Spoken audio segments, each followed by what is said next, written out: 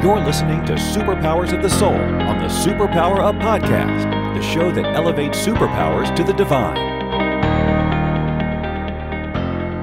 Hello, everyone, and welcome. This is Jennifer Zio, superpower expert and founder of Soul Language, and this is Superpowers of the Soul. And I'm with Debra Reble. Do I have that right? Reble, yes. Which is always my biggest fear, everyone, just so you know, pronouncing someone's name wrong. So I'm consciously transparent. And what we're talking about today, which I'm really excited about, is what does it mean to have a spiritual heart? So welcome, Debra. Thank you. It's my joy to be here with you, Jennifer. And I love that you mispronounced my name because we're already in the soul language. I love it. When we are divinely downloading, that new energy and new words come in. And I like Reble. I'm all about, renegades and rebels. So you're right in a good community. So, we talk a lot about superpowers on this program. And my first question is, what do you consider the superpower of your soul? And I want to ask this in two ways, because when I ask this question, usually people talk about the superpower of their soul for other people. Right. What kind of annoys me, because, we're so master of service, we're so into giving, and we forget so often to receive. So I'm going to split this question in two parts. What do you consider the superpower of your soul for yourself? And what do you consider the superpower of your soul for others? Well, that's interesting that you said that, because my first inclination, my first experience was to share my superpowers of the soul with others. And so I'm going to put that second. But my divine download for me, my personal superpower, is my ability to intuit from my own experience through my heart and communication, whether it's through writing or speaking or my own presence in my practice or when I'm doing an interview, I believe is my soul power. And it's that ability that I have to open up my heart center, tap into that divine source, and truly listen to the whispers of my soul and express that into my human experience. Beautiful. And I think when we do that, what we're really doing is putting ourselves in the consciousness of love for ourselves. And we're opening up our receiving.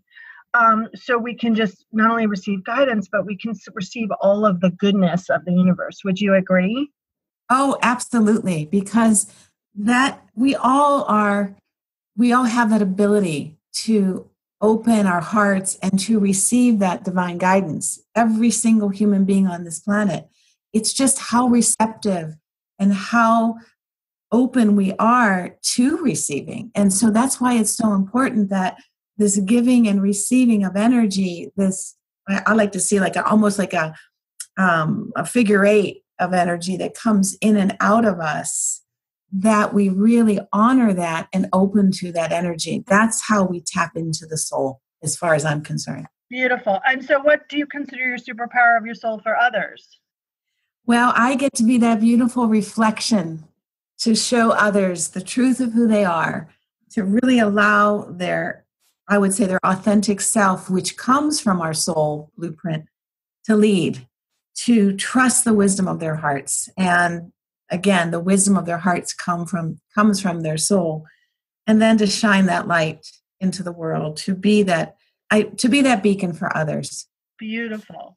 That's been my authentic path since I started on this journey in my mid-20s, on my own personal journey of healing and tapping into that essence. Love it. So what do you consider then your sacred purpose? And when I mean sacred purpose, I mean what you are profoundly here to experience and then offer that experience to others. My sacred purpose, I have felt, and it's changed over time, it's evolved. And I think that's important, that our purpose, for me, there's not just one like soul, S-O-L-E purpose. There's a soul, S-O-U-L, and that encompasses multiple purposes that come together to really guide our soul's path. And these different purposes come together with, I would say, more of a true sacred purpose. And for me, that would be to, through my own experience of trauma and setbacks and impoverished childhood, for all these experiences that I've gone through that have made me stronger in my life and more clear about who I am outside of that I can share that with others and say, no matter what has happened in your life, I can guide you to really tap into your soul's journey and to make that your primary purpose in your own life. So it's really taking the experiences that I've had, which many people would say, wow, what a journey, but to use them to transcend, to use them for my evolution and for the evolution of others. Beautiful. Yeah, I also believe that sacred mission, that sacred purpose, I think it deepens over time. I think the understanding of it becomes more expanded and we evolve with it. And I think we hear different levels of that sacred purpose depending on where our consciousness is. So I love what you're saying.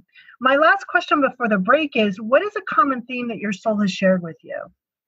My common theme, and I think this came through really clearly a couple years ago when I wrote my book, Being Love, because that came out of what I would consider nowhere, but that is the space of the soul. So it did come from a whisper of soul and a download that I had to write about love and self-love being the foundation for all love, universal love, love of a partner, love of friendship, everything.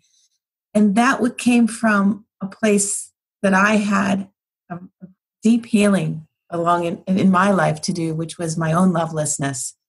And so the theme that seems to permeate everything in my work has been about that love, self-love, that deep soul love, of really channeling that love into our human experience through our soul's path. And so I feel like that continues to be a strong theme in my own life and in the work that I do. Beautiful. Okay, everyone, you stay put. We will be back after this short break, and we're talking with Debra about what does it mean to have a spiritual heart. But Debra, before we break, how do people get back in touch with you? How do they get more of your goodness? Well, I have a website, drdebrareble.com.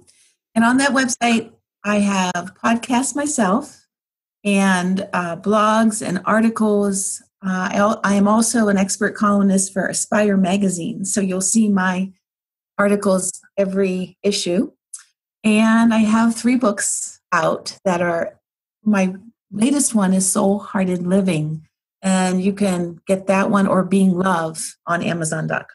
Beautiful. Okay, everyone, stay tuned. Are you here to change the world? Do you talk about things like vibration, frequency, awakening, and consciousness? Are you pretty sure you have superpowers? The Superpower Net is unlike normal coaching programs and conscious communities. We provide training, intuitive guidance, peer-to-peer learning, intensive one-on-one coaching, and a high vibrational network of people just like you. When you join the net, you get 24/7 access to a collaborative group of people who support you as you master your personal power and unlock your superpowers. If you're ready to use your superpowers to change the world, then join the Superpower Net today. Visit superpowerexperts.com/thenet to learn more. Well, everyone, welcome back. This is Jennifer Uzzio, and this is Superpowers of the Soul. And I'm talking with Debra Reble today about what does it mean to have a spiritual heart.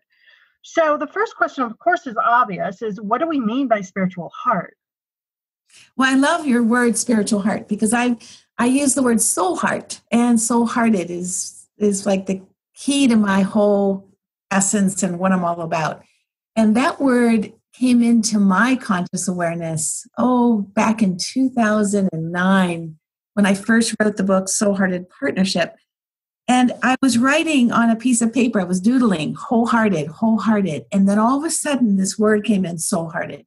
I'm like, I've never heard of that before. And when I get a word like that, and it's not something that is in the language, I know that it's coming directly from my divine download of soul.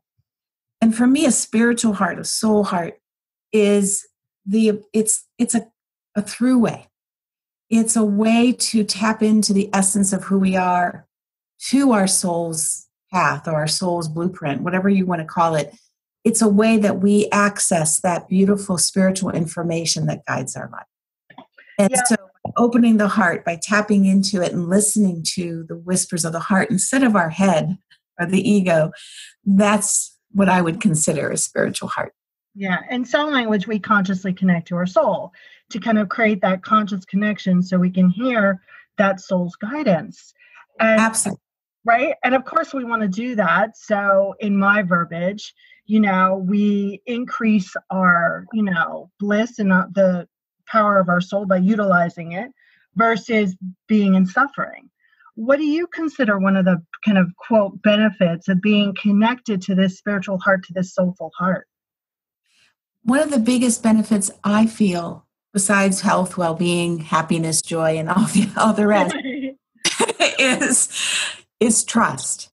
By being connected to our spiritual heart, we open up that space, that sacred space where we connect to the divine, and that is the energy of trust. Some might call it faith, but it's the ability to overcome fear, to transcend fear and lean into that space of trust. And when we do that, we consciously then create from our true soul intentions. Yeah. We put out into the universe what is our potential? What do we truly want? Not from our head, but what comes in divinely, and that's divinely sourced. And for me, being able to trust is my number one principle that I live by in practice. Beautiful. And I want to be very clear with the listening audience here, because I think, there's this misconception that when people open themselves to trust and to faith, then everything goes as planned and, they get exactly what they want, how they want. And I hear so many times from clients, excuse me, that, well, I was trusting and I was in faith and it all went to crap. And I'm like, yeah, but that's not what really trust is. It's that being in the ultimate possibility. It's knowing that you're whole and complete no matter what happens. And from there's more of expansion and more of a knowing, and you can tap into the ultimate possibility. So I really want everyone to be clear, because I think that tends to be a downfall about trust. Wouldn't you feel the same way? Oh, absolutely, Jennifer. It's trusting that the universe has got our back and our heart, that we may get what we want or what we need for our soul's evolution. And our soul's evolution, that force is greater than any intention that we have maybe from our head, which is to maybe we want a certain thing in our life or certain relationship. Our soul knows when we're connected to that divine source better of what we need. That's leaning in. That's the letting go of the outcome and releasing any need to control. And so that's ultimate trust. That is what I call absolute trust. And that's not always easy, because we think we know what we want and what's best for us. And I'm telling you, we let go into that space of the soul. The divine has what we need more than we realize. So we don't the universe doesn't work on a wish list necessarily. I also think that once you kind of have that moment where you can reflect back, you will be able to kind of click in and see all the patterns of where, that trust did work out for you, and how, again, what your head wanted or thought was correct in kind of the long run, in the big picture, wasn't really in your, in your greatest interest, but something was bigger, really much bigger planned for you. So my last question, before my final question, is, how do people step into this soulful spiritual heart? How do they open themselves up? What is a daily practice that they can start doing so they can be more conscious of that spiritual soulful heart? Well, Jennifer, one of the practices I use myself every day, and I teach my clients, either whether I'm in a group or an individual setting, is heart-centered attention. In order to tap into that space, we have of the heart center of the spiritual heart, soul heart, whatever you want to call it, we have to put our attention there, our awareness there. And where our awareness goes, energy flows. And so we have to, first of all, give ourselves that wonderful solitude and quiet, stillness. And what I like to do is just close my eyes and imagine a pearl of white light in the center of my chest, in the center of my heart. And then I try to focus. I need a visual. I'm a visual person. And a lot of my clients need to have something to direct their attention to. So the physical, I put my hand on my chest, I visualize that pearl of white light, and then I drop down into that heart space with my energy. And then I see that beautiful ball of white light expanding in the center of my chest and moving out and filling the entire chest cavity and my entire being, and then out into the room. And then I listen. I ask myself maybe a question: what am I grateful for today? Or what do I need to pay attention to? So a lot of times I guide the energy just by asking questions instead, because sometimes we have a hard time just sitting there listening. We have all these other thoughts that go through and the chatter of our monkey mind. So sometimes by asking a question, even if it's just, what do I need to, feel today? What do I need to pay attention to, can help guide that. Beautiful. So before I ask the last question, just remind people how they can reach out and learn more about you. Well, again, you can reach out to me through my website, and there's also a contact link there too, and it's DebraReble.com, and that's spelled Reble, last name. And again, there were many resources on my site, and also I also have a program on anxiety as well, Anxiety RX, Balm for the Soul, because in really dealing with anxiety, we have to tap into the power of our heart, just like we're talking about. Beautiful. So my last question is if you were a magnet on whatever you call your higher powers refrigerator, what would it say? It would say, that's a good question, Jen. Yeah. I'm like, wow, to condense it into one phrase. It would say, open your heart, trust. Beautiful. Oh, there's more. Go for it.